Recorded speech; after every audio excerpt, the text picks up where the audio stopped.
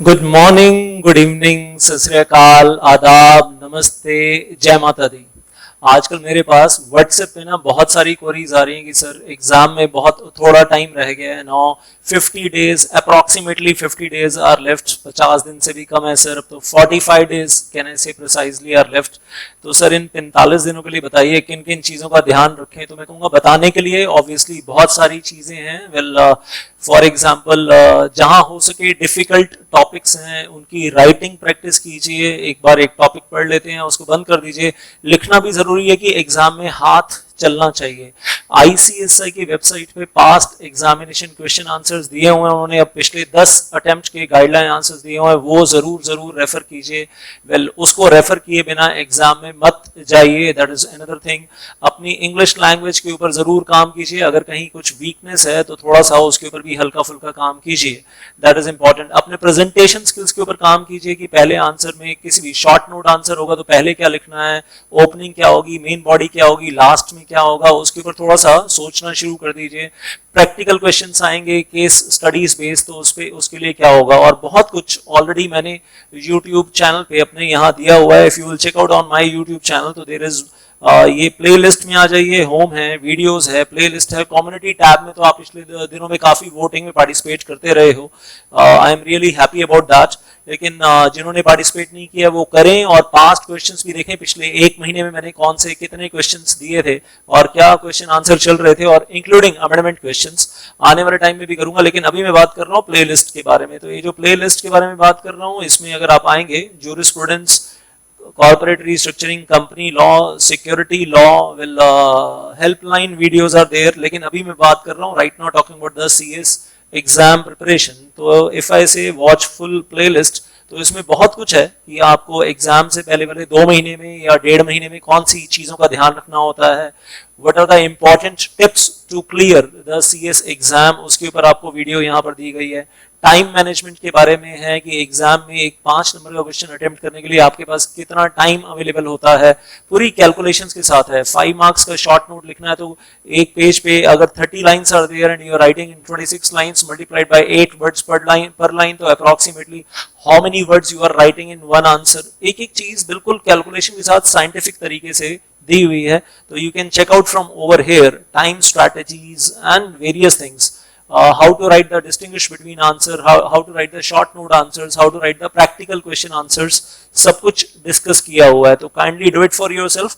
और इन 45 डेज में भी किन चीजों का ध्यान रखना है, लास्ट 2 मंथ्स एग्जामिनेशन टिप्स पहले हम बोला करते थे, अभी तो मैं कहूँगा लास्ट 45 डेज एग्जामिनेशन टिप्स। तो जो भी आपके काम की चीजें हैं वो यहाँ पर जरूर निकाल कर देखिए, that is one thing. And yes, at the same time आजकल के दिनों में मैं कहूँगा कुछ इंपॉर्टेंट चीजें जब घर से बाहर जाते हैं, मतलब ये चीजें मैं पहले कभी नहीं बोलता था, जब घर से बाहर जाते हैं तो ये अपने चेहरे पर पहन कर जाइए, और हो सके तो ग्लव्स पहन कर जाइए, हाथ में ग्लव्स पहन कर जाइए, और डिस्पोजेबल, और वापस आने से पहले, वेल घर में एंटर होने से पहले वो घर के बाहर डस्टबिन में फेंक कर आइए उन ग्लव्स को। तो अपना भी ध्यान रखिए, अपने पेरेंट्स का भी ध्यान रखिए। कोरोना वायरस के दिनों में वेल तैयारी करने के तरीके थोड़े से बदल गए हैं, one has to be very careful about this।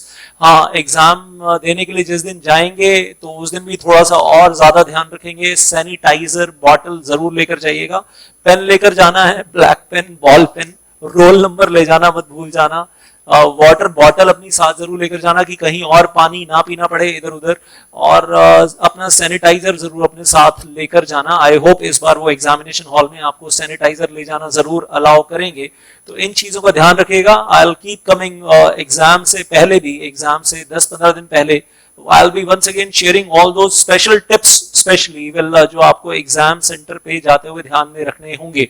और at the same time I will say कि अगर आप किसी और सिटी में रहते हैं और एग्जाम किसी और सिटी में है और आपको ट्रेवल करके जाना है, तो ये अपने आप में एक बहुत बड़ी टेंशन होगी। आई अंडरस्टैंड दिस कि उस केस में कैसे मैनेज होगा, और अगर होटल्स नहीं खुले हुए हैं और तो जाकर रहेंगे कैसे, और अप डाउन करना है तो प्राइवेट व्हीकल में कितनी डिस्टेंस है जो आप अप डाउन कर पाएंगे, कितना टाइम लगेगा, आप वेल उन चीज़ों को बहुत बहुत कुछ मैनेज करना पड़ेगा। एंड आई थिंक वो फैमिली टू फैमिली वेरी करेगा, पेरेंट्स के ऊपर भी डिपेंड करेगा कि वो बच्चे को रिस्क लेने देते हैं या नहीं लेने देते हैं। तो I will not really give a blanket solution to that problem, क्योंकि कुछ problems family to family very definitely करेंगी और मेरे पास हर प्रॉब्लम का जवाब नहीं होगा, मैं ये भी मानता हूँ। कुछ सजेशंस दे पाऊंगा because so many questions keep coming to me on WhatsApp regarding this.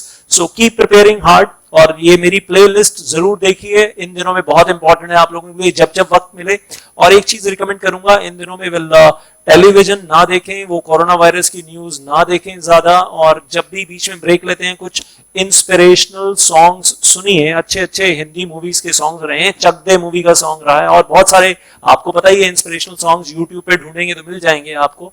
नहीं तो जिन जिन भगवान को आप मानते हैं उन भगवान के कोई भक्ति के जो सॉन्ग्स हैं, भक्ति वाले सॉन्ग सुनिए, तो जिससे दिमाग में एक पीस ऑफ माइंड बना रहे। और कोशिश कीजिएगा कि आपका एक कंसिस्टेंट शेड्यूल बना रहे पढ़ाई का। कुछ लोगों ने, कुछ स्टूडेंट्स बता रहे हैं कि सर हमने रात का शेड्यूल बना लिया है, रात को 9 बजे पढ़ना शुरू करते हैं और अगले दिन सुबह 9 बजे तक पढ़ते रहते हैं, तो 12 घंटे बढ़िया पढ़ाई हो जाती है। फिर दिन में सोने का प्रोग्राम बना लेते हैं अपना। तो कुछ लोगों ने अपने शेड्यूल को बिल्कुल ही रिवर्स कर लिया है, जहां पर पेरेंट्स ने कंफर्टेबली अलाउ किया है, जहां पर सिचुएशन अलाउ कर रही है। बहुत सारे स्टूडेंट्स का मैं देख रहा हूँ कि कुछ पढ़ाई करते हुए क्या करते हैं, वेल बुक में जहां प्रॉब्लम आती है वो स्नैपशॉट लेते हैं, उसके ऊपर एनोटेट करते हैं, सर्कल बनाते हैं, व्हाट्सएप भेज देते हैं कि सर ये प्रॉब्लम है, इसका सॉल्यूशन बता दो। तो दिखता है कि कुछ स्टूडेंट्स की पढ़ाई कंफर्टेबली आजकल चल रही है, कंसिस्टेंसी, ये तो नहीं कहूंगा बहुत कंफर्टेबल चल रही है, लेकिन हाँ कंसिस्टेंसी के साथ चल रही है, डिटर्मिनेशन के साथ लगे हुए हैं और वेल पेशेंस के साथ लगे हुए हैं। तो यही चीजें इस वक्त चाहिए। स्टे कूल, दिमाग कूल रखना है और नेगेटिविटी से थोड़ा सा दूर रखिए अपने दिमाग को, which is very very very important these days. तो कीप प्रिपेयरिंग हार्ड, क्योंकि मैं तो सबको कहूंगा प्लीज कीप प्रिपेयरिंग हार्ड, क्योंकि आप में से ही कुछ बच्चे हैं जो हार्ड वर्क कर रहे हैं।